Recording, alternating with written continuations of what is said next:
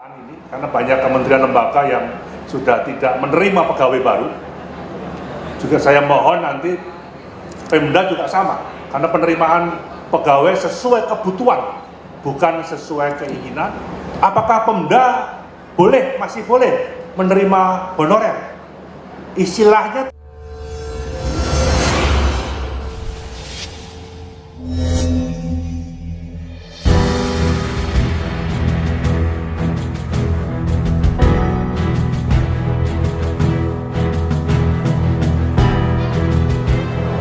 dalam perkembangannya, ASN kita ini awal saya masuk lebih kurang 4,1 juta. Tapi yang 1,6 juta itu tenaga administrasi yang dimanfaatkan jadi guru, jadi penyuluh, jadi bidan, jadi perawat. Ini komposisinya. Nah, sekarang sudah mulai menurun, hampir 3,8 jutaan ini, karena banyak kementerian lembaga yang sudah tidak menerima pegawai baru. Juga saya mohon nanti Pemda juga sama, karena penerimaan pegawai sesuai kebutuhan, bukan sesuai keinginan, sehingga nanti kita akan bisa mendelegasikan yang 1,6 juta tadi yang tenaga administrasi itu bisa diambilkan orang-orang yang punya keterampilan dan punya keahlian membangun kolaborasi yang ada. Apakah Pemda masih boleh menerima honorer? Istilahnya tidak honorer, outsourcing. Mohon maaf, mungkin supir, mungkin cleaning service, mungkin satpam, mungkin petugas kebersihan, mungkin petugas parkir. Itu kan tidak harus CPNS. DKI itu berapa triliun untuk bayar honornya itu. Tadi, jadi adanya perubahan tadi menimbulkan kondisi baru, cara kerja baru, dan membutuhkan sistem organisasi baru. Kami serahkan. Ini Pak Gubernur Jabar juga punya sistem baru lagi, atau mungkin di Jawa Tengah atau bagaimana, Jawa Timur bagaimana. Kami serahkan, termasuk di level-level kabupaten kota. Yang penting tadi bahwa kebijakan pemerintah pusat harus jalan seiring dengan program kerja gubernur terpilih dan program kerja bupati wali kota. Mau caranya apa silakan. Saya kira juga disesuaikan dengan PAD yang ada. Sehingga harapannya berbagai kebijakan dan program pembangunan yang dibuat dapat secara cepat dan tepat merespon berbagai perubahan yang dinamis dan serba tidak pasti. ASN sebagai penggerak utama roda pemerintahan ini merupakan aset bangsa yang penting, di mana pembangunan ASN harus diletakkan dalam konteks perkembangan lingkungan global dan perkembangan tuntutan masyarakat terhadap kualitas birokrasi kita ke depan. Jadi saya kira perkembangan teknologi dan informasi dan komunikasi juga memberikan pengaruh yang sangat signifikan dalam semua aspek kehidupan, termasuk mempengaruhi penyelenggara pemerintah.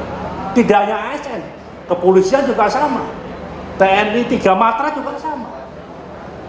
Di kepolisian itu nanti kami sudah usul tambah direktorat cyber. Di tingkat Polresnya ada, di tingkat Bareskrimnya ada.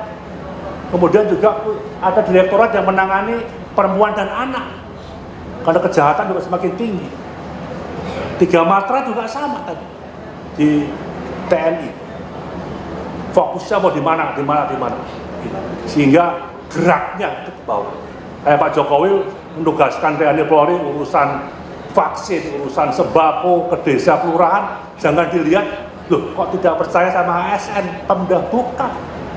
Menjaga stabilitas tingkat desa kelurahan. Kalau TNI Polri-nya bolak-balik turun ke desa kelurahan, bawa sembako, urusan vaksin, itu kan ada ketenangan. Suasana-suasana ini. Ini saya kira membangun komunikasi yang baik antara jajaran pemerintah di semua tingkatan. Dan juga sebagaimana arahan tadi Pak Jokowi menekankan bahwa birokrasi harus cepat melayani dan memberi izin.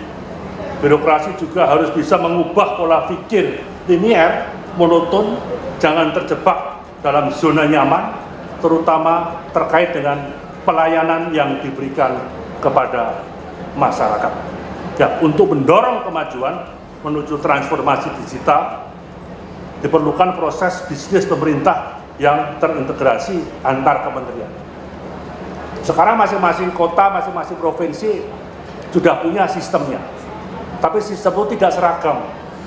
Nah, bagaimana kalau diseragamkan? Mana yang belum punya, ada studi tiru yang mempercepat membangun komunikasi-komunikasi dengan berbagai tingkatan yang ada dan juga bisa menciptakan efisiensi anggaran belanja dan teknologi. Bapak sekalian, di samping itu juga Pak Jokowi sudah menetapkan nilai-nilai dasar berakhlak, yaitu bangga melayani bangsa. Berakhlak merupakan singkatan dari berorientasi pelayanan akuntabel, kompeten, harmonis, loyal, adaptif, dan kolaboratif. Dan kolaboratif inilah yang nanti ini kami tata. Jadi penyederhanaan eselon, ya saya kira ini harus dicerna secara hati-hati karena menyangkut budaya. Jabatan di bawah juga yang biasanya kasih kasupsi, sekarang kok hanya pejabat fungsional itu apa? Itu harus dijelaskan. Karena dengan dia punya jabatan fungsional, itu penerimaannya semakin tinggi sesuai nilai kerja dia. Dan tugas BKD, tugas Sekda, tugas arahan kepala daerah juga ini harus bisa diwujudkan dengan baik.